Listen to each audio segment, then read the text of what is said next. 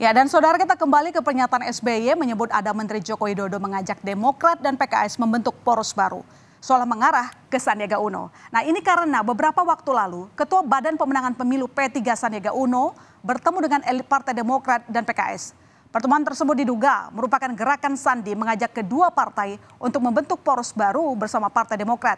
Mengingat posisi Sandi yang juga belum pasti sebagai bacawa pres Ganjar. Namun dugaan tersebut langsung ditepis oleh P3.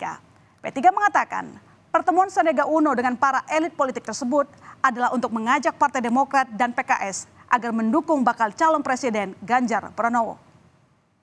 Tapi sejauh ini P3 mengikat kerjasama politik dengan PDI Perjuangan sebagaimana hasil Rapimnas 5 dan juga hasil Rapimnas 6-nya merekomendasikan Pak Sandiaga Uno sebagai calon wakil presidennya Pak Ganjar. Nah, proses politik itu sedang berlangsung. Selama keputusan Rapimnas itu belum diubah, maka itu tidak ada rencana poros-poros baru. Kemudian dalam konteksnya kita mendekati Demokrat dan juga PKS, ya sebagai ikhtiar, barangkali mereka biasa diajak memperkuat koalisinya Pak Ganjar.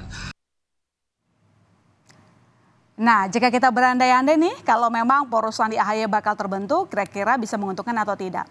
Nah, kalau dilihat dari jumlah kursi di DPR, saudara, jika P3, Demokrat, dan PKS berkoalisi, maka kekuatannya menjadi 21,39%. Ini artinya P3, PKS, dan Partai Demokrat sudah memenuhi syarat untuk mengusung capres dan cawapres jika berkoalisi pada Pilpres 2024. Tapi pengamat politik Adi Prayitno menilai poros baru akan sulit terwujud. Karena sejauh ini PKS tidak menarik dukungan untuk Anies. Sementara jika poros koalisi Partai Demokrat dan P3 dibentuk akan memiliki banyak celah yang tak menguntungkan. Nah, ini lantaran selain elektabilitas Sandiaga Uno masih di bawah 3 nama papan atas, secara porsi Demokrat dan P3 tidak memenuhi ambang batas presidensial. Dengan menduetkan antara Sandiaga Uno dengan AHY misalnya. Kalau kita menggunakan asumsi-asumsi umum mungkin ya, tapi kalau kita melihat kecenderungan rata-rata per hari ini, rasa-rasanya poros politik ini akan sangat sulit untuk diwujudkan. Pertama, PKS tetap menyatakan sikap politiknya untuk menjadi bagian dari pendukung Anies, sekalipun Anies menjadikan Muhaimin Iskandar sebagai cawapres. Begitupun dengan Partai Demokrat, rasa-rasanya tidak terlampau tertarik untuk bikin poros politik dengan Sandiaga Uno.